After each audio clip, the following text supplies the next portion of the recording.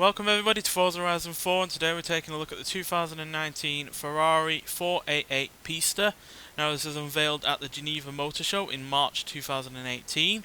Pista equals track in Italian, which pretty much sums up what this car's focus is all about. It's generally a more performance orientated version of the 488, which means that this has more horsepower, more torque, more downforce, and crucially less weight. Speaking of weight, it has 199 pounds less in weight than the standard 488 GTB, meaning it weighs only 3,053 pounds. Has less weight due to the fact it's got carbon fibre hood, bumpers and rear spoiler, as well as carbon fibre wheels, Alcantara interior, as well as carbon fibre using the interior as well, which all aids in making the car weigh less, which is crucial when you're after a performance vehicle. Less weight means it can use more of the power. Less weight also means it brakes better and handles better. And it also has more downforce, 20% extra downforce over the standard vehicle, which primarily comes from this front vent in the front of the car. As you can see there in the bumper, it comes out through there, goes over the hood, along these lines, past the wing mirrors, which help channel the air into this rear vent here on the side, and then that comes through and over the spoiler. So not only does that mean it generates more downforce at the front, but also the rear, so then you get a way more planted vehicle the higher you get in terms of speed. So yeah, handles better than the standard vehicle due to the extra downforce as well as that lack of weight. And also has more power, which is typical of Ferrari when they bring out a standard version. There's always a more powerful version that comes out along the line.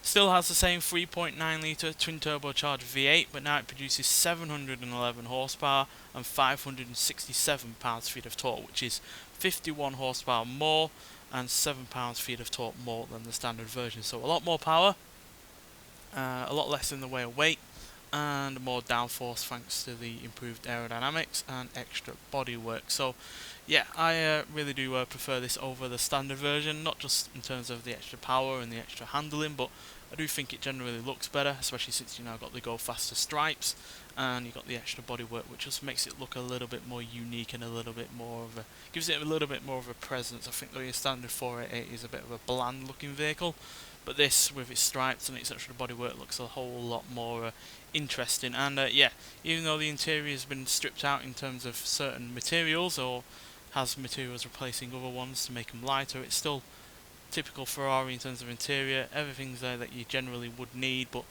nothing more than that. No flim flam really, just all the necessary aspects and nothing more to distract from the driving experience. Speaking of the driving experience, let's get out onto the open road and see just what this car can do. Now, the standard car was hardly a slouch in terms of performance. That could do 0 to 60 in less than 3 seconds and get up to around 205 miles an hour. Now, with this having more power and less weight, it's inevitably quicker, but the fact that it's quicker by a substantial margin is a big surprise really, as this can do 0 to 60 in 2.260 seconds, 0 to 100 in 4.9 seconds, and going to a top speed of 210 miles an hour. Which is ludicrous really, to be honest. And all this in a car that is nonetheless still a road car, even though it is obviously more track orientated.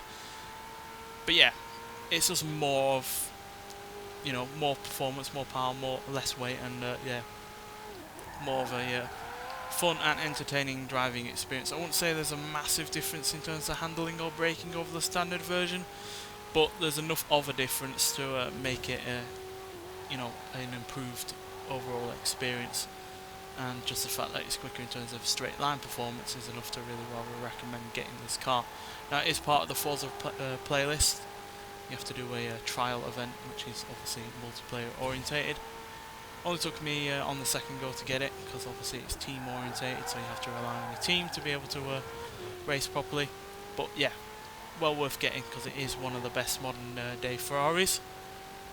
Sounds glorious, which is a surprise really, because some turbocharged engines that have been uprated over their standard versions do tend to sound a bit worse.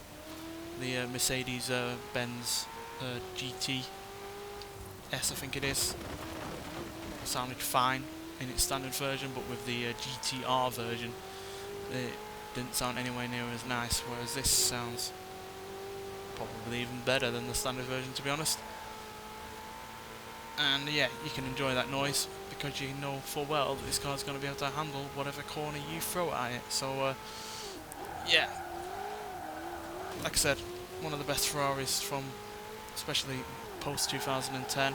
Probably not one of my most favourite Ferraris in terms of their entire history, but it's still a improvement over the standard 488, and yeah, certainly knocks out some other Ferraris from the past few years in terms of performance, handling, and especially in terms of the looks, because yeah, looks have been something that have been a bit here or there with Ferraris lately, but yeah, this is one of those that is definitely a looker, but backs it up with plenty of speed, acceleration, and handling as well. So yeah, you can enjoy it in plenty of ways, but be in the knowledge that it will also be able to perform when the time comes.